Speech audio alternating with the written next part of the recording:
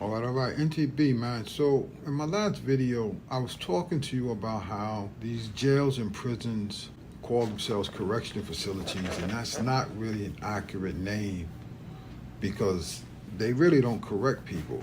If you look at all the statistics, you'll see that there's not a lot of correcting going on in those facilities. And one of the dirty little secrets that no one really talks about is that oftentimes people go in those facilities because they're in precarious situations. It might be financial, it might be drug and alcohol, or it may be a touch of mental illness. Oftentimes those facilities make the situation worse. It doesn't make it better. And how a lot of times it makes it worse is the conditions that exist within those facilities. Those facilities are filled with drama, anxiety, hostility, violence. And if a person goes in there sometimes for a long time or even for a short time, when they emerge from those facilities, all of the problems that they went in with, they come out with those same problems because they never really got addressed while they was in there. And oftentimes the issues are exacerbated because of the horrible conditions that they had to live under and be detained under. And what people don't tell you is that oftentimes these people emerge from these facilities with PTSD. These people were traumatized. It doesn't take long to do it. Oftentimes some of these jails and prisons, a short-term stay will totally mess a person's mind up, and they'll never ever recover unless they get really, really good help, good treatment. And oftentimes they don't for a number of reasons. Anyway, that's what this video is about. NGB, man. All right, no throwaway boy, man. I wanted to expound a little bit upon the last video, speaking about incarceration, jails, prisons, and how they are failing us as taxpayers. We're spending billions and billions of dollars on these so-called correction facilities, and they're not really correcting anyone. In fact, the statistics show that most people who go into those correctional facilities, they come right back to those facilities within a very short time. So they're not fixed. So they're not really correcting people. And the proof is in the pudding. All the stats show this. And to expound a little bit further, some of the reasons where there's failures is that oftentimes people go into these correctional facilities and they go in there for a number of reasons, usually top three: financial issues, they need money; drug and alcohol, substance abuse issues; and the third would be a mental illness of all kinds. And then, of course, there's a cohort of people who are falsely accused, falsely arrested, profiled, innocent, and convicted. But the main three are the ones that I listed. And when you look at for instance, the financial situation that caused people to lean into crime, you'll see that once they get arrested and they go through the quote-unquote correctional facility and they serve time, 5 years, 2 years, 3 years, 10 years, 20 years, whatever, they will serve that time and again, they'll be released. And the problem is, once they're in the facilities are not set up and designed to address the issues that got them incarcerated in the first place. They're not being addressed. And they're not developing skills while they're in there. They're not getting education while they're in there by and large. And so they're not developing their marketability to society.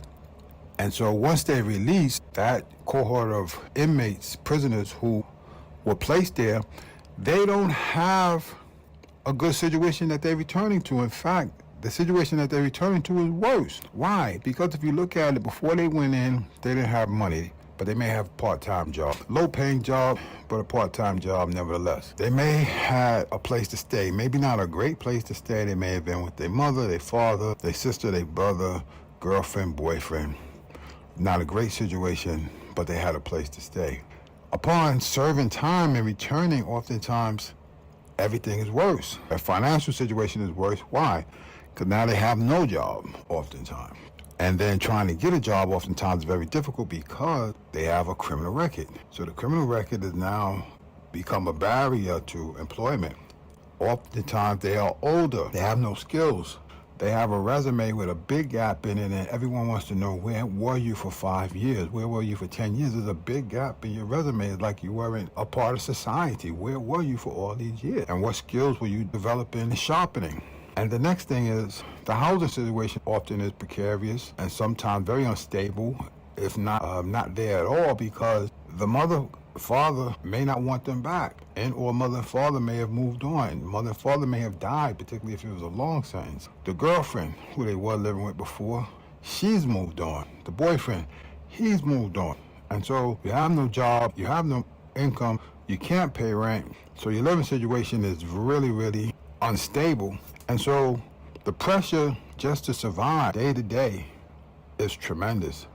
And oftentimes that's one of the reasons that these men and women lean right back into criminal activity, selling drugs, using drugs, or other scam activity, or any crimes that are financially related. The people who go in with drug and alcohol, sometimes their issues will get addressed inside, because some of the facilities do have drug and alcohol treatment programs, although they're not always the best, but they do have that, so that can be addressed. And then the last one is mental illness. And the people with mental illness, everyone knows the jails are not really best situated to address people with mental illness of all kind.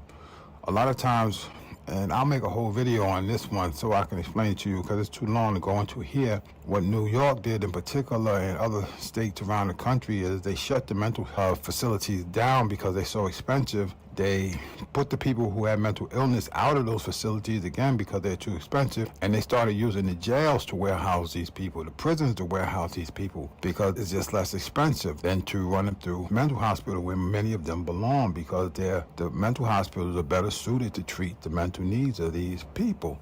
Jails and prisons make mental illness oftentimes worse because they don't have the staffing, they don't have the expertise, and oftentimes these people end up in solitary confinement, which oftentimes exacerbates mental illness. It makes them worse. And then these people then are released oftentimes right from solitary confinement with mental illness right back to the street. And then the last thing I want to talk about, what a lot of people don't know, and this is one of the dirty little secrets of America's jails and prisons, is jails and prisons often make the people worse because of the conditions that exist inside the jails and the prisons. They're horrendous, they're horrible, they're not designed to keep a person in the best of mental condition. And so what happens is, because some of these, let's come back to Rikers Island, for example. Rikers Island is such a mess. They have gangs there, they have drugs there, they have rampant violence there, they have rampant corruption there.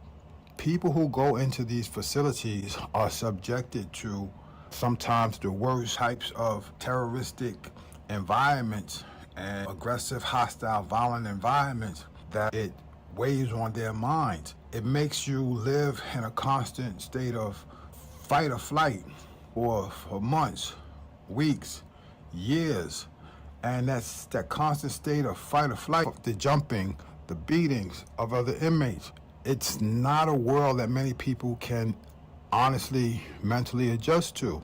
Another little dirty little secret is that it's not just the inmates that create this extremely, extremely hostile environment that a person has to live in 24 hours a day, all day, every day. It's like there's no turn-off switch. It's just constant state of fight or flight, no turn-off switch. Is that many of the guards are involved oftentimes in this creation of this environment. If they're not actively involved, they're negligent because they know what's going on, but they don't take the proper steps to alleviate it.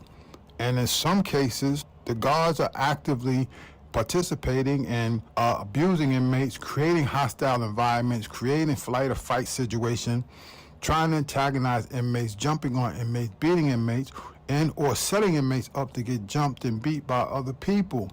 And so there's a hellhole, ladies and gentlemen, many of these jails and prisons or quote-unquote correctional facilities. And the dirty little secret is that oftentimes people emerge from those facilities with PTSD. They are traumatized. There's no way a man or a woman can live in that type of environment, that type of hostile condition, being jumped, threatened to be jumped, being attacked, threatened to be attacked, being slashed, being stabbed, being hit by guards, by inmates, being robbed, being extorted, or worse, and then come home, and oftentimes you can't even talk about it because the trauma was just so intense that you can't even really get it out to your spouse, your friends, you can't even talk about it. These people oftentimes need real professional counseling to decompress after sometimes even short stays in these quote-unquote jails or correctional facilities, as we are apt to call them. And if you look at a person like Brittany Griner, for example, let me ask you a question. Would you be surprised if she has troubles readjusting back into society? Would you be surprised? Would you be surprised if she can't just jump right back into the swing of things? Just jump right back into her employment of playing basketball? Would you be shocked?